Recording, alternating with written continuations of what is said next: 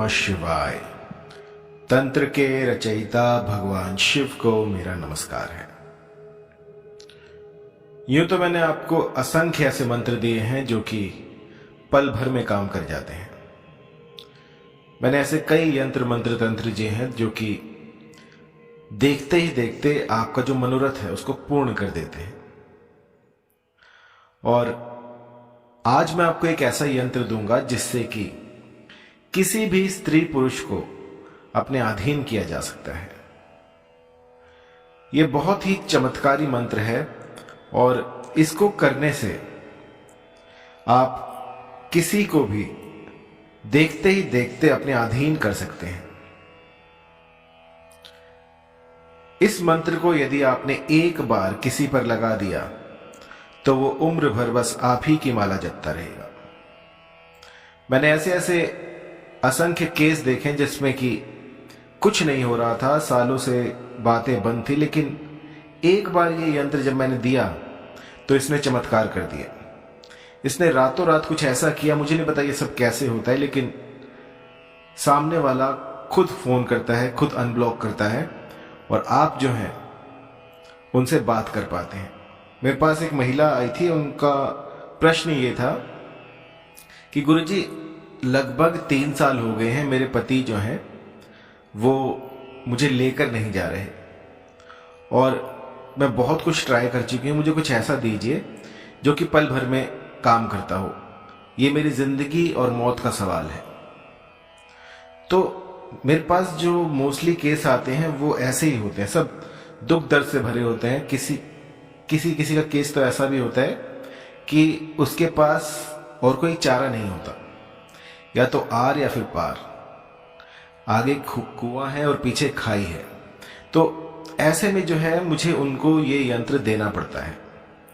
तो जब जान पर बनाई हो और सामने वाला जो है वो आपसे शादी करके भाग गया हो और आपको छोड़ गया हो, तो उस समय पर ये यंत्र काम आते हैं। जन कल्याण के लिए बने थे ये मंत्र तंत्र, लेकिन कुछ कुबुद्धियों ने इसका दुरुपयोग करके तंत्र को बदनाम कर दिया है। तो जो भी मेरे साधक हैं उनसे मैं जोर देकर ये कहना चाहूंगा कि इन यंत्रों को हमेशा जन कल्याण में लगाएं। इसमें आपको जो प्रिकॉशंस रखनी है वो ये है कि जब आप सब कुछ कर लें और जब आप देखें कि कुछ भी काम नहीं कर रहा है, उस समय पर इस यंत्र को काम में लाएं। क्योंकि जहां पर सुई काम करती है वहां पर तलवार नहीं निकाली जाती। तो ये समझिए कि ये जो है ये यंत्र राज है। ये तब काम में लाया जाता है जब सब कुछ विफल हो जाए, जब कुछ ना लग रहा हो और आपको लग रहा हो कि जग जो है वो सूना हो गया है, और उस समय पर इस यंत्र को निकाला जाता है। यंत्र राज को किसी भी भोजपत्र पर आप बना सकते हैं। ताड़पत्र पर बना लीजिए, भोजपत्र पर बना लीजिए, और इसके बाद जो है इसकी भली प्रकार से प्राण प्रतिष्ठा कीजिएगा। प्राण प्रतिष्ठा करने के बाद आपको इस यंत्र को शराब में डुबा देना है। यंत्र के बीच में जो है मंत्र है, उस मंत्र में जहां पर नाम आया है उस नाम के व्यक्ति को आप आकर्षित कर रहे हैं। तो हमेशा जहां पर नाम लिखा हुआ है वहां पर आपको उस साध्य व्यक्ति का नाम लिखना है और उसके बाद जो है इसकी प्रतिष्ठा करनी है। तो इसे कौन कर सकता है कौन नहीं कर सकता, तो इसमें ऐसी कोई मनाही नहीं है कि इसको एक पर्टिकुलर एज वाले ही कर सकते हैं या फिर कोई स्त्री कर सकती है, पुरुष कर सकता है। इसे हर कोई यूज कर सकता है। जिसको भी दिक्कत आ रही हो और वो चाहता है कि किसी को आकर्षित करना, तो वो इसको कर सकता है। इस साधना का जो दिन है वो रहेगा बुधवार। बुध काम शुद्ध, बुधवार को किया गया ये यंत्र का काम शुद्ध हो जाता है, सिद्ध हो जाता है। और इसकी टाइमिंग रहेगी, अगर आप ब्रह्म मुहूर्त में कर पाए तो बहुत बढ़िया है, अन्यथा 6 से 8 बजे के बीच में इसको बना सकते हैं। बनाते वक्त जो आसन होगा वो मृग चर्म का होगा, क्योंकि आकर्षण में मृग चर्म जो है वो सर्वश्रेष्ठ बताई गई है। लेकिन आजकल के आधुनिक युग में वो पाना बहुत मुश्किल है, तो आप उसकी जगह पर ऊनी कंबल ले सकते हैं। ये ध्यान रखें कि आपकी साधना में कोई भी चीज काली ना हो। और मैं आपको जोर देकर ये कहना चाह रहा हूं कि जब ये यंत्र निर्माण करें तो आप एकांत में हो। एकांत में ही शक्तियां जो है वो उजागर होती हैं। मेरा मूल मंत्र ये समझ लीजिए कि जब भी कोई ऐसी साधना करे तो दुनियादारी से दूर होकर करें। मैंने कई बार ऐसा देखा है कि कुछ लोग साधना करने जाते हैं तो उसका ढोल पीटते हुए जाते हैं, कोई रील बना रहा है, कोई कुछ कर रहा है। तो ये सब मत कीजिए। जितनी साधना गुप्त रहेगी उतना ही उसमें असर होगा। यदि आपके पास बैठे हुए को भी शक हो जाए कि यहां पर आप ये साधना कर रहे हैं तो भी साधना विफल हो जाती है। तो जब भी कोई साधना करे तो मैं यही कहूंगा कि एकांत में करें, गुप्त रूप से करें, किसी को ना बताएं। और उसके बाद देखिएगा कि किस तरह से आपका जो भी मनोरथ था वो पूर्ण होगा। तो आप यंत्र देख लीजिए। आपको ये यंत्र बनाना है लाल रंग की शाही से, और ये जो शाही होगी ये अनार की आप ले सकते हैं। अनार के कुछ दाने जो है उसका रस निकालकर इस यंत्र को बनाइएगा। यंत्र को भोजपत्र पे बनाइएगा और उसके ऊपर आपको ये मंत्र लिख देना है। इसके बाद जो है इस यंत्र को शराब में डुबा देना है।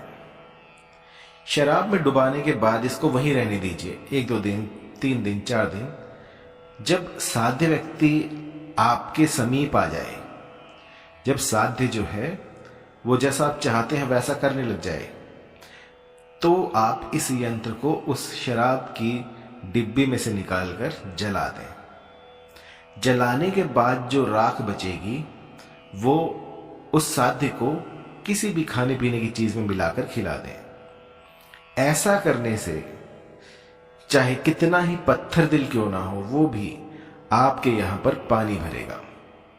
बहुत सालों का रिसर्च है, बहुत से ऐसे लोगों पर मैंने ये ट्राई किया है, और उसके बाद जो है ये यंत्र मैं आपको दे रहा हूं। लगभग 20-25 साल से ये मेरा अचूक यंत्र रहा है जो कि कभी खाली नहीं जाता।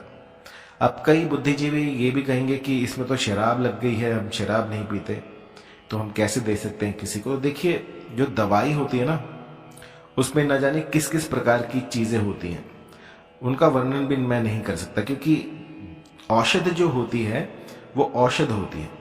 आपकी दवाइयों में भी शराब होती है। तो जब हम किसी के हित के लिए करते हैं, अपने हित के लिए करते हैं, तो वो औषध बन जाती है। तो ऐसे यंत्रों को इस तरह से नहीं देखना चाहिए। अगर इससे आपका काम बनता है तो आपको इसको करना चाहिए। 2 अगरबत्ती लगाने से यदि घर में कलह कलेश दूर होता है तो वो 2 अगरबत्ती आपको लगा लेनी चाहिए। उसमें ये मत देखिएगा कि ये बांस की बनी हुई है या इसमें छोटी है, बड़ी है, ये त्रुटि है, या किसी गैर धर्म ने इसको बनाया है, तो वो सब मत देखिएगा। शांति से आप इस प्रयोग को करें और फिर असर देखें। इसको करते वक्त आपको पूर्वमुखी होना है, लाल रंग के वस्त्र पहनने हैं, लाल रंग का आसन होगा, टीका अवश्य लगाएं, और इसकी प्रतिष्ठा करने के बाद आपको इसको किसी भी शराब में डुबो के रख देना है। किसी भी साधना का जो ईंधन होता है वो आपका विश्वास होता है। यदि मन में अटूट विश्वास है तो यह साधना बहुत जल्दी फलित होती है। अंदर से आवाज आ रही है, क्यों कर रही हूं मैं, क्यों कर रहा हूं मैं, क्या होगा, इससे क्या हो पाएगा, क्योंकि पहले तो कुछ हुआ नहीं, तो ये चीजें जो हैं आपकी साधना को विफल कर देंगी। जब भी कुछ काम शुरू करें तो उसमें अपना 100% दें, क्योंकि ये सब क्रियाएं हैं, इन सब का फल जो है वो श्री हरि देते हैं। तो उनसे सबसे पहले अनुमति लें कि मैं ये क्रिया, ये यंत्रराज बना रहा हूं, और मुझे इस काज में सफलता प्रदान करें। तो यकीन मानिए आपका जो घर परिवार है वो बच जाएगा, और आप जो भी मनोरथ लेकर आए थे वो आपका पूर्ण हो जाएगा। इसके बाद भी यदि कहीं पर कोई त्रुटि हुई हो, यंत्र समझ में ना आ रहा हो, या फिर मंत्र में कोई दिक्कत हो, कुछ पूछना हो आपको, तो आप मुझे व्हाट्सएप कर सकते